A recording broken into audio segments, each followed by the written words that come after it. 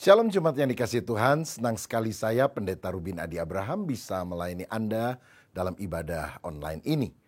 Hari ini kita akan membahas kebenaran firman Tuhan yang berkaitan dengan doktrin Kristen supaya kita juga lebih mengerti wawasan Alkitabiah yang kita harus miliki di dalam pikiran kita, dan itu akan menggelorakan hati kita lebih yakin, lebih mantap tentang kepercayaan kita kepada Kristus dan juga Alkitab.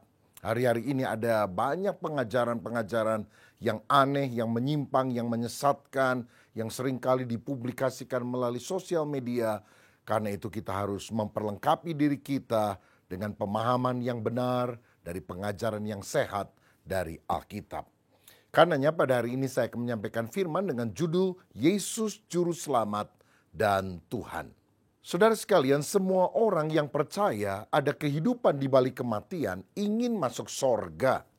Saya percaya saudara tidak mau masuk neraka kan? Saudara tentu ingin masuk sorga. Tapi bagaimana caranya? Banyak orang berpikir kalau saya berbuat baik, berbuat amal yang banyak, saya akan masuk sorga. Tapi Roma 3 ayat 23 berkata, tidak ada yang benar di atas muka bumi ini. Bahkan Yesaya 64 ayat yang ke-6 berkata, segala kesalahan kita seperti kain kotor yang tidak layak di hadapan Tuhan. Saudara, makanya kita harus yakin apa yang diajarkan Alkitab. Kita ini bisa masuk surga karena beriman kepada kasih karunia Allah. Dalam Efesus 2 ayat 8-9 hal ini dijelaskan. Sebab karena kasih karunia kamu diselamatkan oleh iman. Itu bukan hasil usahamu tetapi pemberian Allah. Itu bukan hasil pekerjaanmu, jangan ada orang yang memegahkan diri. Saudara, kita ini selamat karena kasih karunia Allah. Kasih karunia artinya pemberian kepada orang yang sebetulnya tidak layak untuk menerimanya. Dan kalau kita menerima pemberian keselamatan, jaminan masuk surga itu bukan karena kita yang baik, tapi karena Tuhan yang baik. Jadi kita harus mengimani, percaya kepada tawaran Allah untuk hidup kekal yang merupakan free gift, pemberian cuma-cuma bagi orang yang percaya. Makanya tidak boleh ada orang yang sombong, memegahkan diri. Seakan-akan usaha kita, amal kita lah yang membawa kita ke surga. Kalau gitu apa gunanya perbuatan baik? Perbuatan baik adalah bukti atau buah bahwa kita sudah diselamatkan. Orang yang sungguh-sungguh sudah diselamatkan oleh Yesus pasti akan meresponnya dengan ucapan syukur, dengan melakukan perbuatan baik. Tapi itu bukan syarat keselamatan, itu adalah hasil daripada keselamatan. Karena Alkitab berkata keselamatan itu adalah kasih karunia Tuhan, pemberian Tuhan, maka kita harus beriman. Beriman kepada siapa? Kepada Kristus, yaitu Allah yang telah datang ke dunia dalam rupa manusia untuk menyelamatkan umat yang percaya.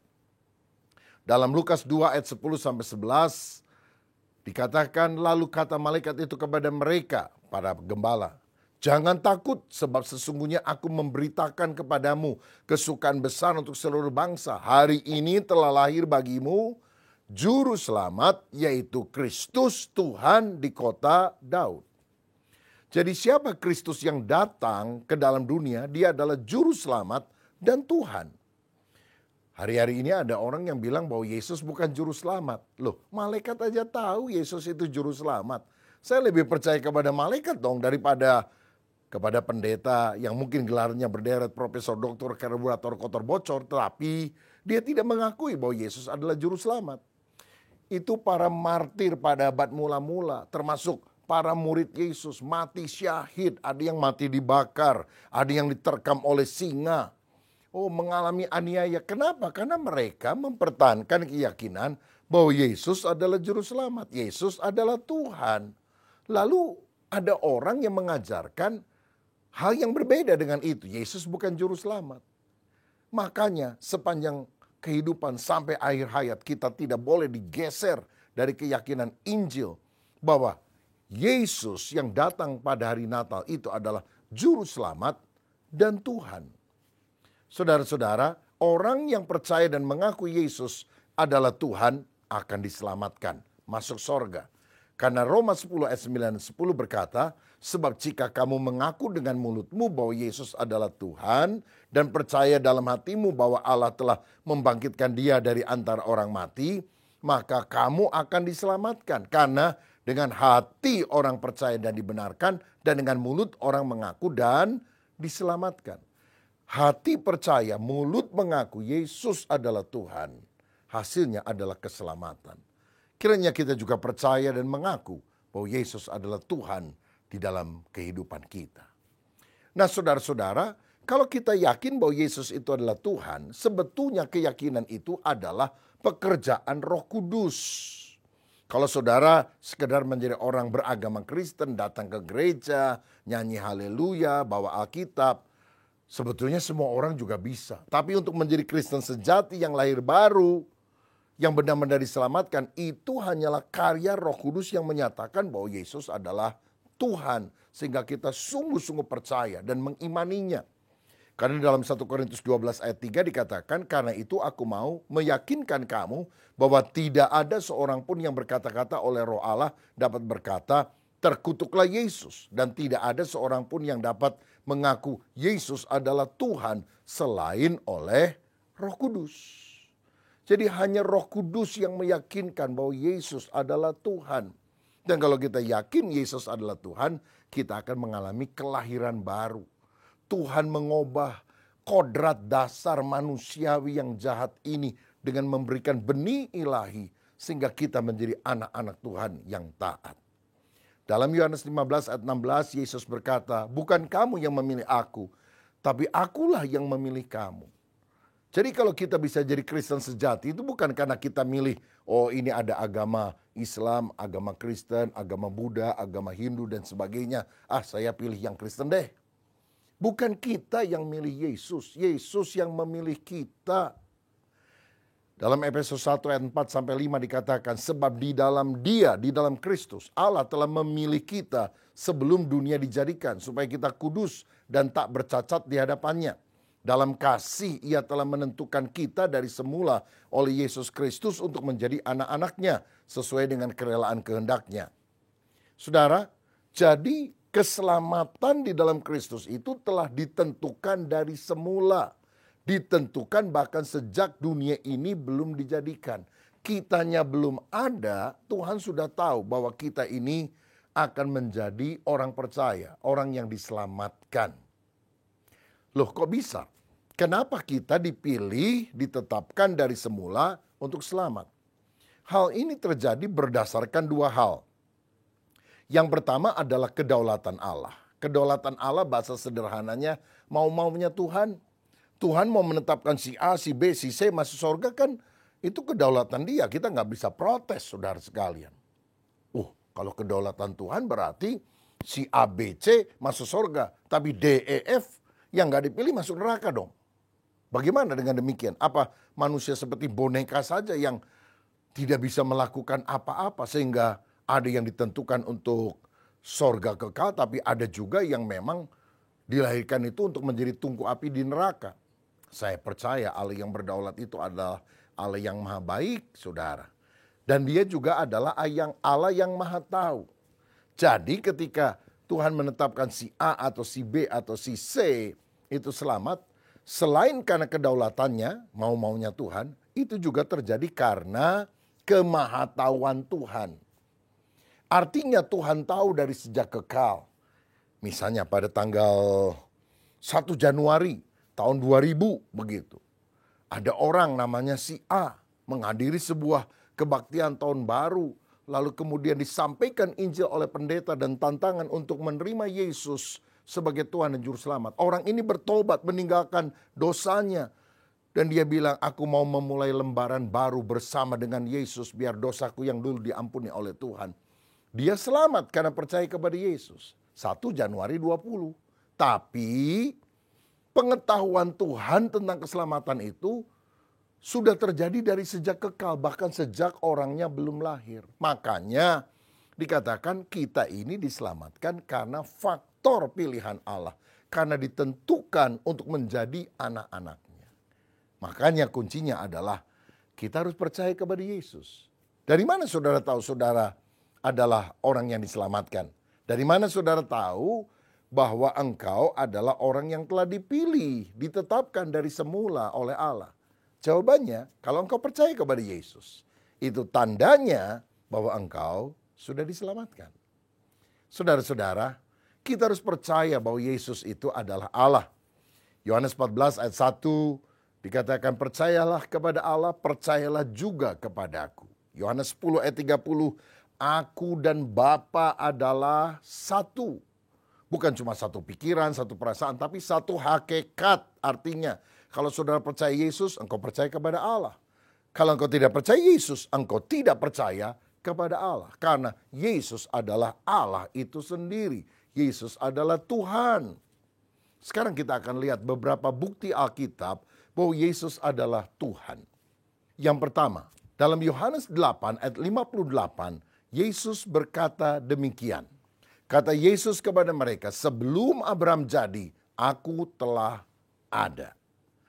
Loh, saudara, Abraham itu kan sudah hidup ratusan tahun atau kira-kira 2000 tahun sebelum Yesus lahir. Kok dia bilang sebelum Abraham ada, aku telah ada? Itu untuk menunjukkan bahwa sebetulnya Yesus bilang, aku ini kekal. Aku sudah ada sebelum Abraham karena aku adalah Allah yang maha kekal. Dari sejak awal sudah ada. Mika 5 ayat 1 berkata, tetapi engkau hai Betlehem Efrata, hai yang terkecil di antara kaum-kaum Yehuda, daripadamu akan bangkit bagiku seorang yang akan memerintah Israel, yang permulaannya sudah sejak purbakala, sejak dahulu kala. From eternity, from everlasting. Jadi bukan cuma dahulu kala, purbakala, tetapi dari kekal. Dan ini nubuatan tentang siapa? Tentang Yesus yang sudah ada sebelum dia lahir di Bethlehem. Ini disebut sebagai praeksistensi Yesus. Saudara, manusia itu baru ada, baru eksis pada waktu lahir. Atau lebih tepat sejak pembuahan dari suami dan istri atau pria dan wanita yang kemudian melakukan hubungan seksual dan kemudian terjadi pembuahan dan menjadi janin dalam kandungan. Nah, sejak itu baru eksis, saudara. Dan waktu lahir lebih jelas lagi eksistensinya. Tapi Yesus itu sudah ada sebelum dunia diciptakan, bahkan dari kekal. Dia baru datang ke dunia dalam rupa manusia kira-kira 2000 tahun yang lalu. Lahir di Bethlehem, tapi sebelumnya, jauh sebelum itu, dia sudah ada. Bahkan dari kekekalan. Bukti kedua bahwa Yesus itu Tuhan, bukan cuma manusia biasa, adalah Yohanes 1 ayat 1-3. Dikatakan demikian, pada mulanya adalah firman, firman itu bersama-sama dengan Allah, dan firman itu adalah Allah. Ia pada mulanya bersama-sama Allah. Segala sesuatu dijadikan oleh dia, dan tanpa dia tidak ada sesuatu pun yang telah jadi dari segala yang telah dijadikan. Nah, Alkitab menyatakan bahwa Yesus itu adalah firman atau kalam atau logos dalam bahasa Yunaninya. Dan dengan firman itu Allah menyatakan siapa dia. Firman itu bersama-sama dengan Allah dan firman itu adalah Allah. Saya mau bilang, tidak pernah ada masa di mana Allah tidak punya firman. Kalau begitu berarti Allah bisu dong. Mana mungkin Allah itu bisu? Jadi firman Allah sebetulnya adalah Allah sendiri. Karena melalui firman, Allah mengungkapkan jati dirinya. Saya ambil contoh. Kalau saudara tidak pernah kenal saya, tidak pernah lihat wajah saya, lalu saudara karena ada keperluan dengan saya dari temanmu memperkenalkan, hubungin Pak Rubin, dia bisa menolong begini-begini. Lalu saudara mencoba menelepon saya dari nomor yang diberikan oleh temanmu. Begitu saudara telepon, halo. Lalu saudara tanya, ini dengan Pak Rubin Adi ya? Saya bilang, bukan, ini dengan perkataan Pak Rubin Adi. Saudara pikir ini orang aneh nih. Yang nyaut kan pasti ya kalau ditanya Pak Rubin Adi ya saya. Tapi yang cocok sebetulnya kan ini audio call. Siapa ini? Ini perkataan Pak Rubin Adi. Saudara, karena memang melalui perkataan itu dia belum lihat wajah saya, dia belum pernah salaman sama saya, tapi saya menyatakan pribadi saya melalui perkataan tersebut. Coba seandainya ya, saya khotbah hari ini.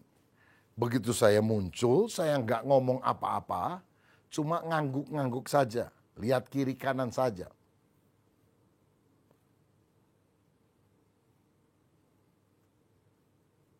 Kira-kira saudara ngerti hati saya nggak?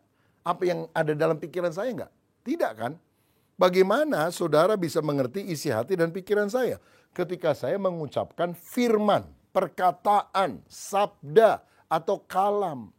Begitu juga Allah menyatakan diri melalui firman-Nya. Dan Yesus itu adalah Sang Firman. Bahkan segala sesuatu diciptakan oleh Yesus. Berarti Yesus adalah Sang Pencipta alam semesta, termasuk menciptakan saya dan saudara. Makanya kita harus memuji Dia karena Dia adalah Sang Pencipta hidup kita.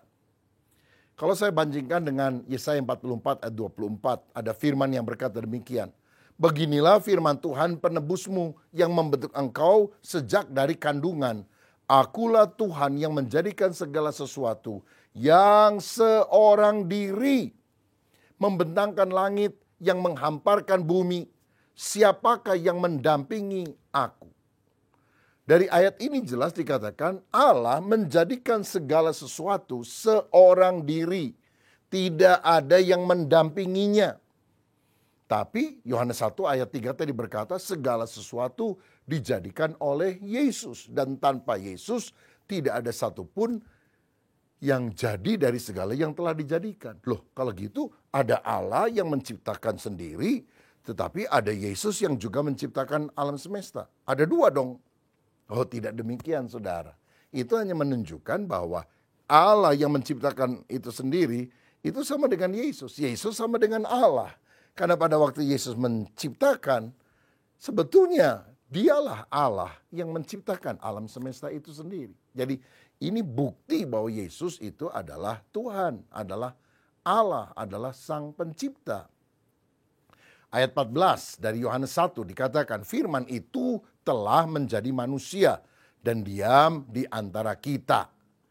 Nah, jadi firman itu, perkataan Allah itu kemudian menjadi manusia. Dan itulah yang kita kenal sebagai Tuhan Yesus Kristus.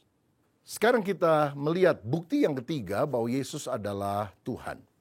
Kalau saudara perhatikan Alkitab, terutama Perjanjian Lama, ada banyak nabi-nabi yang bersabda mewakili Tuhan atau demi nama Tuhan. Jadi perkataannya adalah ini. Firman Allah berkata, bla bla bla bla. Demikianlah firman Tuhan, bla bla bla bla. Kenapa para nabi selalu berkata, inilah firman Tuhan, demikianlah firman Tuhan? Karena mereka itu hanya komunikator kebenaran. Sumbernya bukan mereka, sumbernya dari Allah. Mereka hanya mengkomunikasikan kepada manusia. Tapi Yesus lain, kalau dia ngomong, dia berkata, aku berkata kepadamu. Kalau Nabi bilang, Tuhan berkata. Kalau Yesus bilang, aku berkata. Kenapa? Karena Yesus bukan hanya komunikator kebenaran, dia originator kebenaran. Dia adalah sumber daripada kebenaran, yang menyatakan kebenaran. Karena kebenaran itu berasal dari dirinya. Misalnya, Matius 5 ayat 38-39. Yang berkata demikian, kamu telah mendengar firman, mata ganti mata dan gigi ganti gigi. Tetapi aku berkata kepadamu, janganlah kamu melawan orang yang berbuat jahat kepadamu, melainkan siapapun yang menampar pipi kananmu, berilah juga kepadanya pipi kirimu. Atau ayat 43-44, kamu telah mendengar firman, kasihilah sesamamu manusia dan bencilah musuhmu. Tetapi aku berkata kepadamu, kasihlah musuhmu dan berdoalah bagi mereka yang menganiaya kamu. Jadi menurut Yesus, kamu telah mendengar firman. Firman Allah ngomong gini, tapi aku berkata kepadamu. Firman Allah ngomong gini, tapi aku berkata kepadamu. Wah, jika Yesus itu manusia biasa, siapa yang bisa mengganti firman selain daripada Tuhan itu sendiri? Kok berani-beraninya firman Tuhan bilang gini, aku berkata sesuatu yang lain. Nah, ini menunjukkan bahwa Yesus itu adalah Sang Firman yang memberitahukan bahwa ini loh yang harus dilakukan. Mengoreksi konsep pandangan mereka yang keliru tentang firman yang selama ini mereka dengar. Dan Tuhan meluruskan pemikiran mereka. Karena dia adalah Sang Tuhan itu sendiri.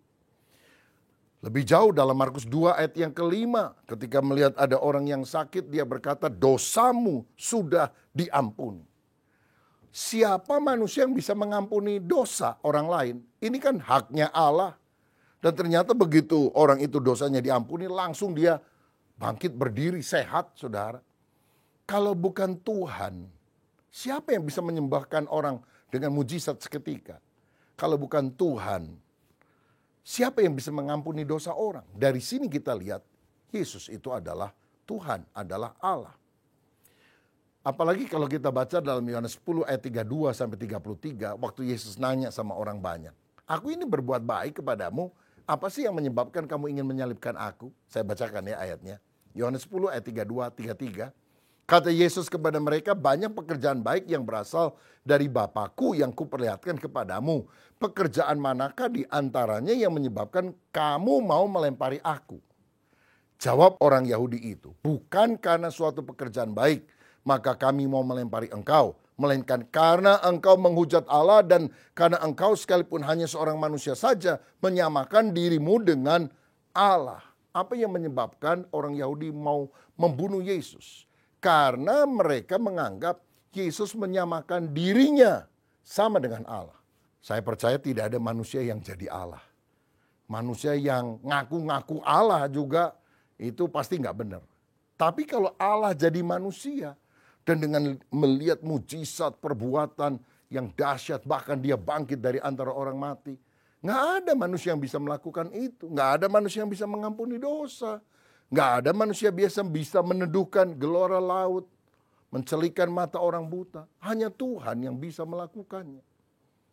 Yang keempat, dalam Yohanes 20 ayat 28, ketika Yesus menampakkan diri kepada murid-muridnya, dan semula Thomas tidak percaya karena Thomas tidak hadir dalam pertemuan itu.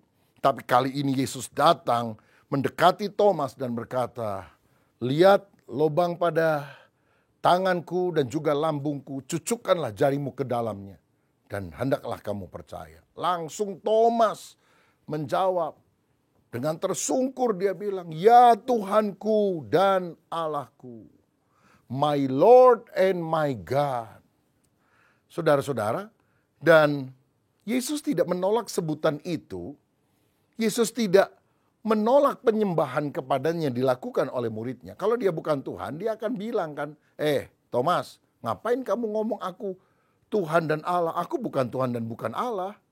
Aku cuma guru kamu. Tapi Yesus tidak menolak sebutan dan penyembahan yang ditujukan kepadanya. Karena memang dia adalah Tuhan dan Allah.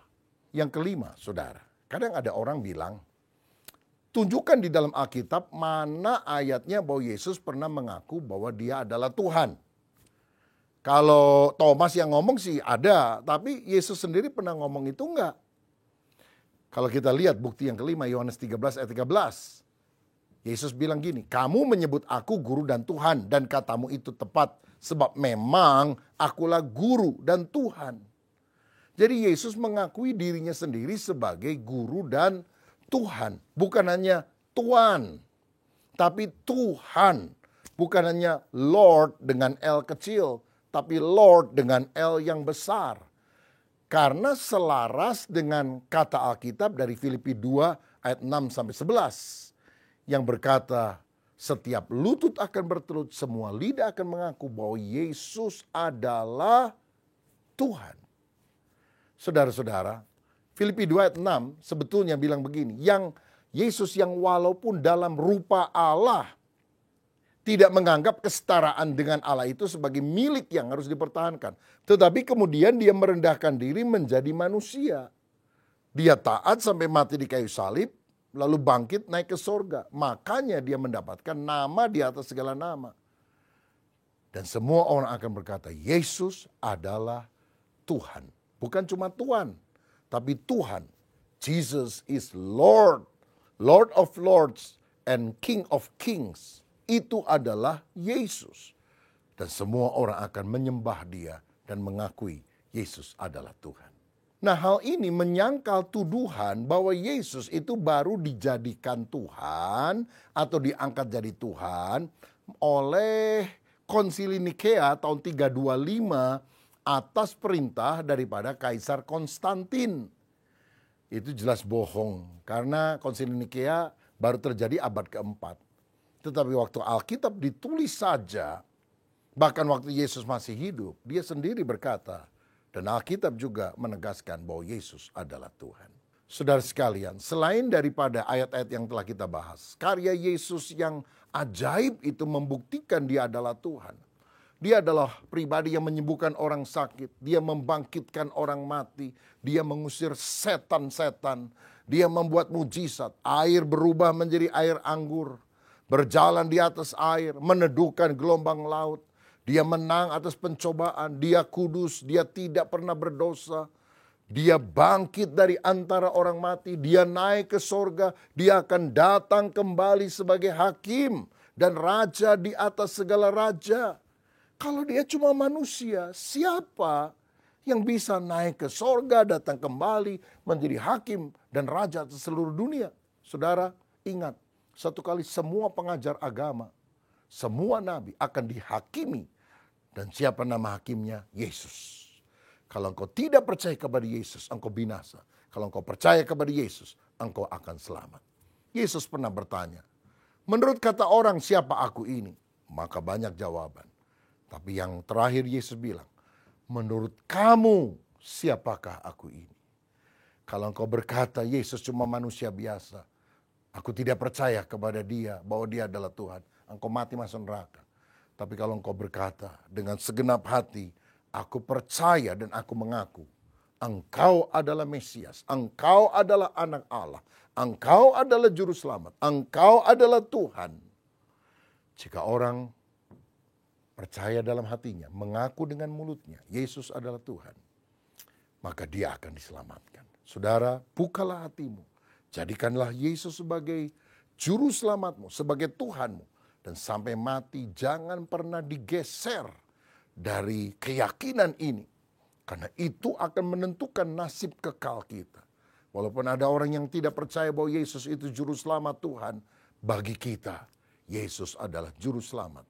Yesus adalah Tuhan. Haleluya. Apakah ada di antara saudara yang hari ini setelah mendengar firman, untuk pertama kalinya mau berkata, aku mau mengambil keputusan. Aku yakin Yesus bukan cuma orang baik, bukan cuma pengajar agama Kristen. Aku yakin Yesus adalah juru selamat. Yesus adalah Tuhan. Ya Tuhan, ampunilah dosa saya. Sucikanlah hidup saya. Masuklah dalam hatiku sekarang sampai selama-lamanya. Jadikan aku pengikut-Mu yang saleh. Sehingga aku akan mengiring Engkau selamanya. Dan aku akan bersama dengan Engkau dalam kerajaan sorga yang kekal. Kalau itu doa saudara. Mari kita tundukkan kepala, kita berdoa. Bapa, terima kasih, kami percaya Yesus adalah Tuhan. Yesus adalah juru selamat. Karena itu kalau ada di antara kami yang mengikuti ibadah online ini dan masih bimbang dan ragu, dalam nama Yesus, hamba mohon Engkau memberikan pencerahan. Karena hanya Roh Kuduslah yang bisa membuat kami percaya Yesus adalah Tuhan. Oh Roh Kudus, lembutkan hati kami. Biar kami mengaku Yesus adalah Tuhan dengan hati dan hidup ini sehingga kami diselamatkan. Ampuni dosa kami dan selama hidup kami mau menjadikan Engkau Tuhan. Tuhan di atas segala Tuhan, Raja di atas segala Raja. Artinya kami mau taat kepada perintah-Mu. Karena itu kami mau lebih rajin mendengar firman. Lebih suka membaca Alkitab. Kami juga mau datang beribadah kepada Tuhan. Sebab kami selamat bukan karena perbuatan baik, tetapi karena anugerah, kasih karunia yang Tuhan berikan cuma-cuma bagi setiap orang yang beriman, yang percaya bahwa Yesus adalah Tuhan. Dan kami percaya Yesus adalah Juru Selamat dan Tuhan. Berkat-Mu atas kami dalam nama Tuhan Yesus Kristus. Haleluya. Amin. Tuhan Yesus memberkati.